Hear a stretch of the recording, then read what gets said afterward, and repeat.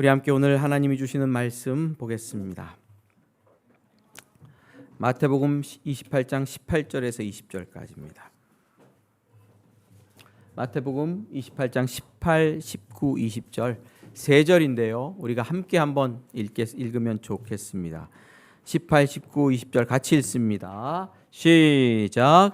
예수께서 나와 말씀하여 이르시되 하늘과 땅의 모든 권세를 내게 주셨으니 그러므로 너희는 가서 모든 민족을 제자로 삼아 아버지와 아들과 성령의 이름으로 세례를 베풀고 내가 너희에게 분부한 모든 것을 가르쳐 지키게 하라. 볼지어다 내가 세상 끝날까지 너희와 항상 함께 있으리라 하시니라. 아멘. 예수님 부활하셨습니다. 우리는 그렇게 믿습니다. 그러나 많은 분들이 부활 앞에서 오늘 나의 일상과 예수님의 부활이 무슨 상관이 있나 그런 생각하실 수 있습니다. 그런 질문 하지 않으세요?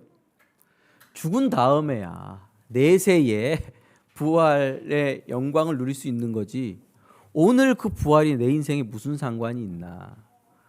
그래서 부활절은 예수님의 부활절은 오늘이지만 내 인생의 부활절은 죽은 다음에야 일어나는 거니까 나는 이 땅에서는 부활의 소망이 없다 이렇게 생각하시는 분이 있을 수 있습니다.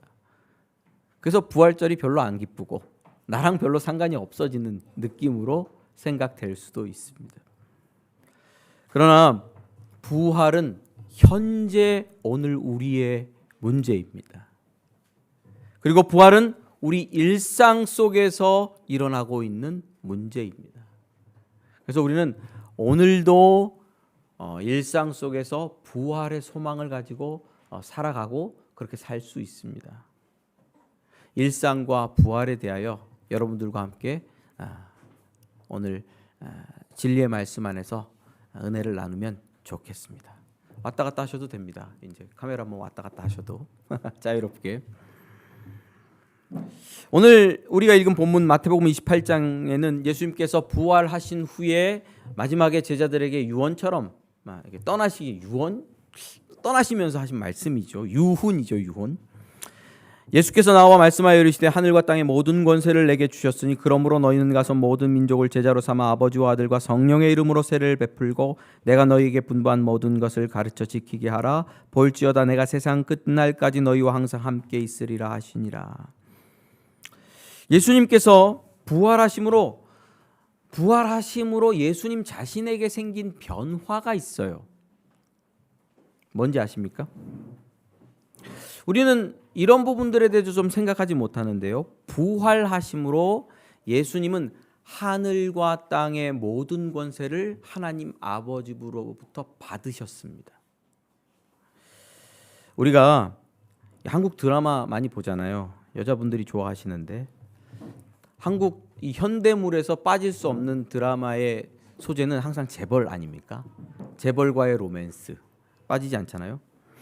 가난한 여성분이 재벌가 2세와 사랑에 빠졌어요. 그래서 재벌가 2세가 눈이 멀었어요. 그래서 부모 또 재산 다 버리고 멀리 도망가서 그냥 둘만 살았어요. 그렇죠? 근데 꼭 아들 하나 낳고 누가 죽어요? 아버지가 죽잖아요.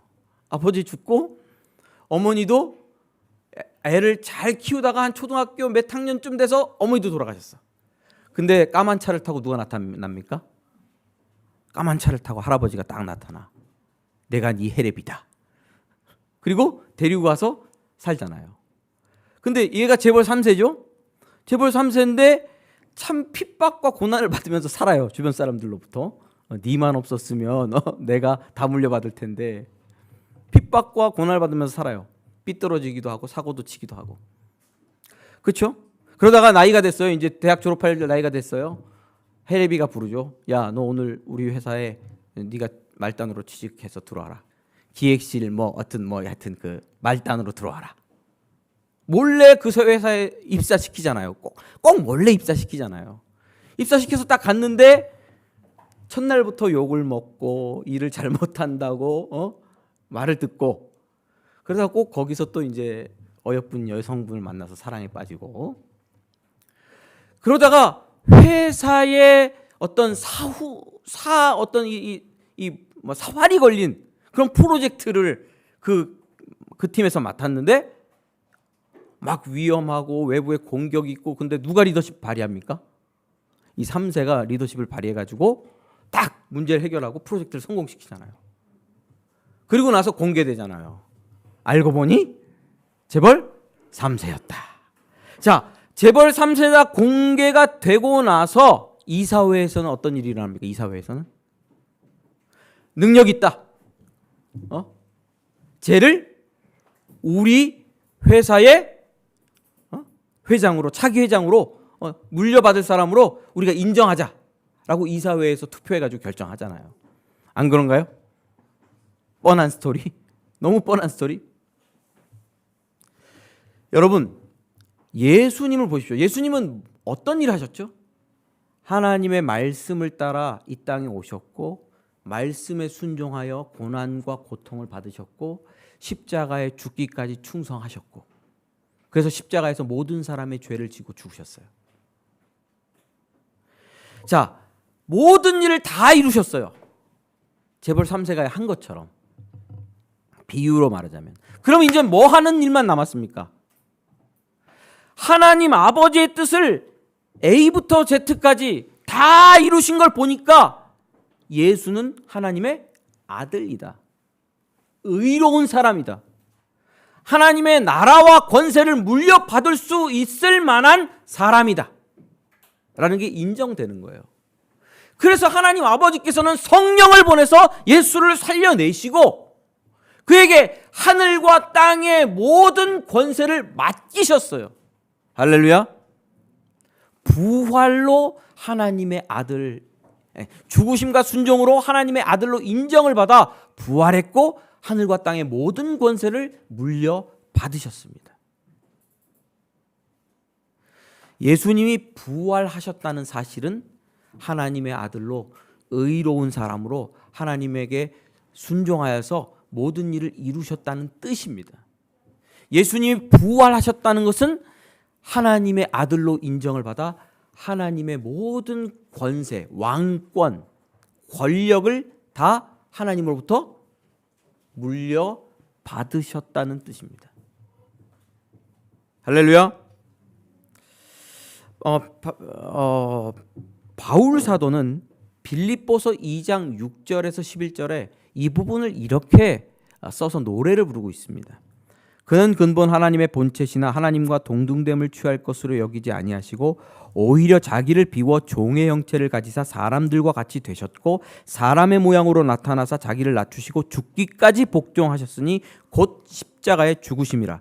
이러므로가 중요합니다. 이러므로 하나님이 그를 지극히 높여 모든 이름 위에 뛰어난 이름을 주사 하늘에 있는 자들과 땅에 있는 자들과 땅 아래에 있는 자들로 모든 무릎을 예수의 이름에 꿇게 하시고 모든 입으로 예수 그리스도를 주라 시인하여 하나님 아버지께 영광을 돌리게 하셨느니라. 자, 그래서 우리가 알 수 있는 것은 뭡니다? 이겁니다. 하늘과 땅의 모든 권세를 가지신 분이 누구시냐? 부활하신 예수님이다 하는 겁니다. 여러분 오늘 우리가 예수 그리스도의 부활을 믿는다고 할 때 우리는 그 사실을 믿습니다. 뭐를 믿냐면 예수님께서 하늘과 땅의 모든 권세를 가지시고 지금 이 시간에 통치하고 계시다 하는 겁니다. 우리나라 민주주의죠. 민주주의 국가입니다. 성경의 법은 아니고요. 대한민국 법이 그렇습니다. 그래서 우리가 투표를 합니다. 그래서 이 사람도 대통령으로 뽑고 저 사람도 대통령으로 뽑습니다. 어떤 때는 민주당에서 대통령이 나오고 진보에서 나오고 어떤 때는 보수에서 나오죠. 사람의 투표에 따라 달라집니다.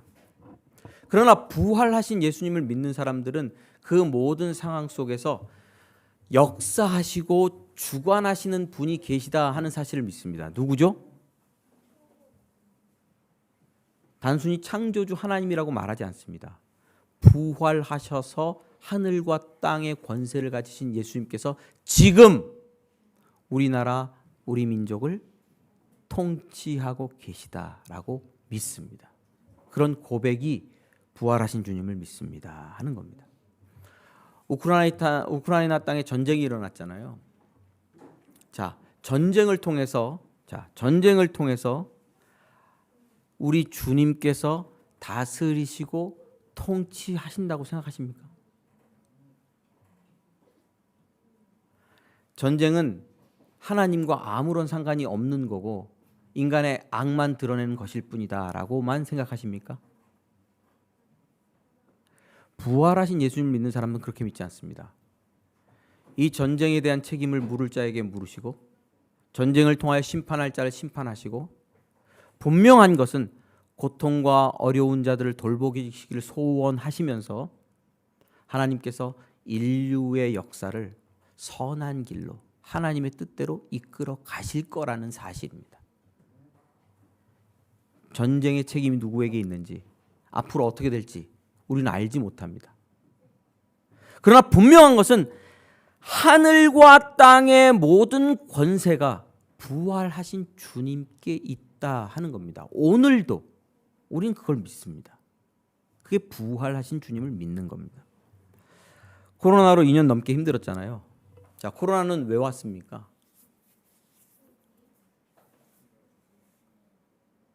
제가 이런 설교를 드리진 않았습니다. 코로나는 하나님이 우리 민족을 치신 거다. 열방을 치신 역병이다. 특별하게 그런 설교를 드리지는 않았습니다. 나중에 기회가 있으면 좀 더 자세하게 말씀드리고 싶습니다만 코로나의 참상 속에서 어려운 재앙 속에서 과학자들이나 사회학자들은 말하죠. 무분별한 소비, 인간의 욕망 그런 것들이 환경 파괴를 낳았고 환경 파괴로 말미암아 바이러스들이 외부 자연계에 있던 동물들에게만 있던 바이러스들이 사람에게로 옮겼고 그것이 퍼졌다. 인간의 욕망과 인간의 죄악 때문에 이런 일이 일어났다. 네, 맞습니다. 네, 맞습니다. 그러면 그 모든 과정과 그 모든 일들과 그리고 결과와 이 모든 일들을 섭리해 가셔서 하나님의 뜻을 이루시는 분은 누굽니까? 코로나를 통하여 심판할 자를 심판하시고 깨우칠 자를 깨우치시고 경종을 울릴 자들에게 경종을 울리시고 책임을 물을 자들에게 책임을 물으시는 분은 누굽니까? 통치자는 결국 그냥 어쩌다 보니 흘러가겠지. 시간이 상황이 흘러가겠지. 아닙니다. 이 뒤에는 누가 살아계십니까?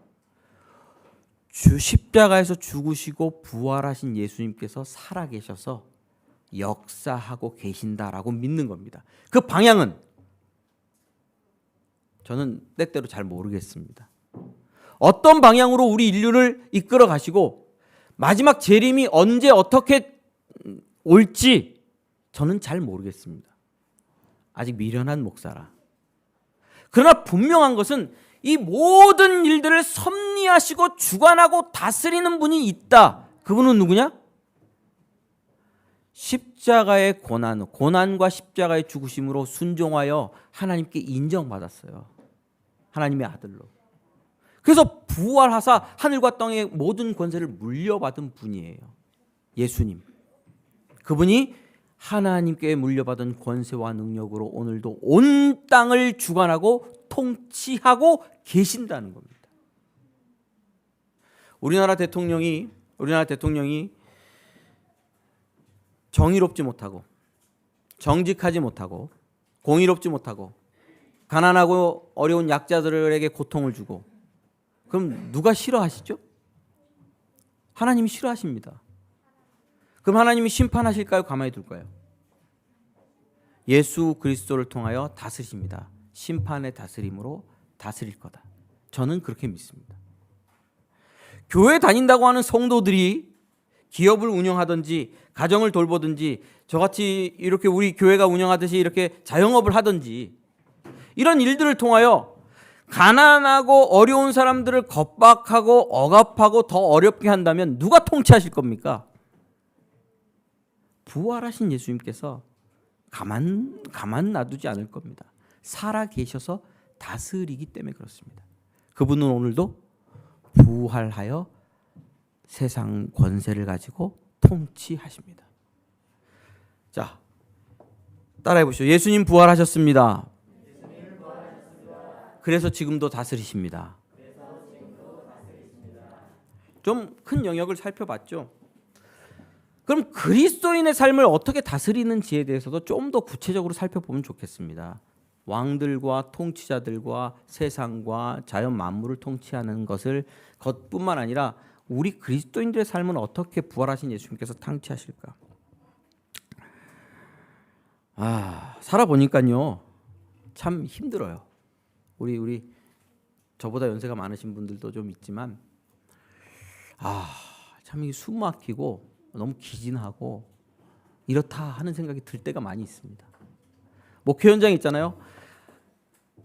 이게 달려가야 되는데 제 몸과 마음과 또 어떤 환경과 이런 것들이 잡아 끌어서 더 달려가지 못하게 하는 그런 한계나 이런 것들을 경험하기도 합니다. 특별히 가족의 아픔과 병 이런 것들로 말미암아 고통당할 때는 참 어떻게 할 수 없는 이 답답함과 어려움을 느낍니다. 고난이죠. 질병으로 말미암은 고통, 환경으로 말미암은 고난, 이런 것들이 쉬지 않고 우리 그리스도인들에게도 찾아옵니다. 목사인 저도 이런 질병과 고난을 간접적으로 직접적으로 경험하며 살아가고 있습니다. 이럴 때마다 늘 기도합니다. 주님, 질병을 치료하여 주옵소서. 기적과 이적으로 하나님 병고침의 능력으로 회복시켜 주옵소서 기도합니다. 문제 앞에서 하나님 저 문제가 사라지게 하시고 저 장벽이 무너지게 하시고 자유와 회복을 주옵소서 간구합니다. 2000년 전에 예수님께서 오늘도 부활하셔서 통치하고 계시기 때문에 저는 이런 기도를 할 수 있다고 믿습니다. 그리고 저는 천국 가기 전까지 늘 이런 기도를 할 겁니다. 우리 교회 성도들의 질병을 위해서도 하나님 떠나가게 해 주십시오 기도할 거고, 사업과 일터의 문제를 위해서도 하나님 평안하게 하시고 강권적으로 환경을 붙들어서 복을 내려주시도록 기도할 겁니다. 그런데 우리 부활하신 주님께서는 제가 기도하는 것만큼 기적과 이적으로 역사하시지는 않더라고요. 참 답답하더라고요. 저도 병고침의 역사와 능력을 경험한 적이 있죠. 여러 번 있습니다. 제 몸에서요. 근데 간구하고 기도할 때마다 막 병자가 벌떡벌떡 일어나면 좋겠는데 그렇지가 않더라고요. 고백합니다만 성령의 역사와 능력이 모자라서 제가 은사나 이런 것들이 없어서 그럴 수 있습니다. 그러나 은사가 많고 훌륭하신 분들이 기도해 줘도 어떤 분은 낫고 어떤 분은 낫지 않고 그럴 때가 있더라고요. 여러분, 인생이 가로막히는 고난, 질병의 고통 앞에서 여러분들은 부활 소망을 품고 살아갈 수 있습니까? 예수님께서는 살아계시죠? 그래서 성령으로 우리와 함께 하십니다. 믿으십니까? 볼지어다 내가 내 아버지께서 약속하신 것을 너희에게 보내리니 너희는 위로부터 능력으로 입히실 때까지 이 성에 머물라. 부활하셔서 우리와 함께 하시는데 뭘로 함께 계시냐면 성령으로 우리와 함께 계십니다. 자, 어린이들만 따라해 보시죠. 예수님께서 성령으로 나와 함께 하신다. 네, 잘 따라했습니다. 성령으로 함께 계시는 거예요. 성령으로 함께 계셔서 우리 안에 일으키시는 일이 뭡니까? 성령으로 함께 계셔. 야 얘들아, 성령으로 함께 계셔. 자, 사랑과 희락과 화평으로 함께 계셔요. 제가 성경 공부를 하든지 설교를 하든지 가장 많이 사용하는 용어는 생명, 능력 이런 단어입니다. 그렇지 않습니까? 평생 울고 먹는 게 생명과 능력입니다. 제가 설교에서 성령께서 함께 계시는데 성령님은 누구십니까? 성령님은요, 예수님을 죽음 가운데서 부활시킨 분이에요. 하나님 아버지께서는 성령을 보내서 죽음 가운데 있는 예수 그리스도를 살려내셨어요. 예수님 혼자 그냥 벌떡 일어난 게 아니에요. 갑자기 때가 되니까 타이머 맞춰놨다가 뜨르르르 이제 3일 됐구나 벌떡 일어나신 게 아니에요. 예수님은 죽으셨어요. 근데 하나님께서 성령으로 살려내신 거예요. 그런데 그 성령님께서, 예수를 부활하게 한 능력신 성령께서 영원토록 우리와 함께 하십니다. 믿으십니까? 그래서 성령께서 함께 하시면 우리 안에 뭐가 역사해요? 부활 생명, 부활의 능력이 역사해요. 부활의 능력은 우리 안에서 어떤 성품으로 나타납니까? 사랑과 희락과 화평과 자비와 양선과 온유와 절제와 오래 참음과 충성과 이런 열매, 성품의 열매를 맺도록 역사하시죠. 예수님을 믿고도 질병이 우리 안에 나타날 수 있어요. 아파요. 하나님 치료하여 주옵소서. 치료해 주지 않으세요. 그럼 뭘 주세요? 그러나 기도하면 반드시 오래 참고 인내할 수 있는, 질병과 고난을 부활의 능력으로 이겨낼 수 있는 힘을 주시죠. 이 오랜 질병이 참아지고 이겨지고 넘어왔네? 내가 왜 그럴 수 있었지? 내 안에 예수 부활의 능력이 역사하고 있었기 때문이구나. 고백하게 되는 것입니다. 여러분, 내 인생을 가로막는 환경 있잖아요. 자, 내 인생을 가로막는 사람 있어? 어려운 사람 있잖아요. 우리는 그 인간이 좀 떠나지기를, 내 앞에서 꽉 꼬꾸라지기를, 좀 사라져 주기를 기도하잖아요. 자, 생각해 보십시오. 내가 기도했더니 그 사람이 꼬꾸라지고 사라졌다. 그러면 능력이 누구에게 역사한 거예요? 나한테 역사한 거예요? 그 사람에게 역사한 거예요? 그 사람에게 역사한 거예요. 근데 하나님, 저 인간을 좀 꼬꾸라지게 해 주옵소서, 떠나가게 해 주옵소서 그랬더니 내 마음에 부활 생명의 능력이 와서 사랑과 희락과 화평이 있어.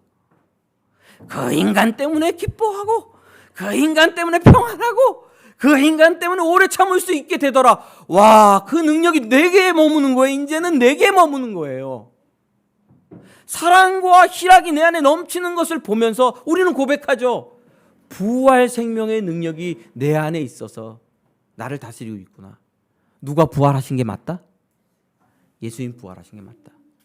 이런 능력이면 예수님이 부활하신 게 맞다 라는 고백도 하게 되는 겁니다.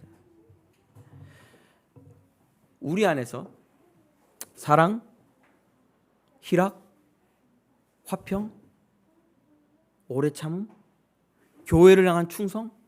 저는 성도들이 교회를 향해 충성하는 거 보면 굉장히 이상합니다. 돈이 생기는 것도 아니고, 오면 봉투 10개 만들었다 하나씩 나눠줍니까, 목사가? 충성하며 하나님 앞에 죽기까지 봉사하시는 분들 보면 위대합니다. 그 안에서 뭐를 보는 거예요?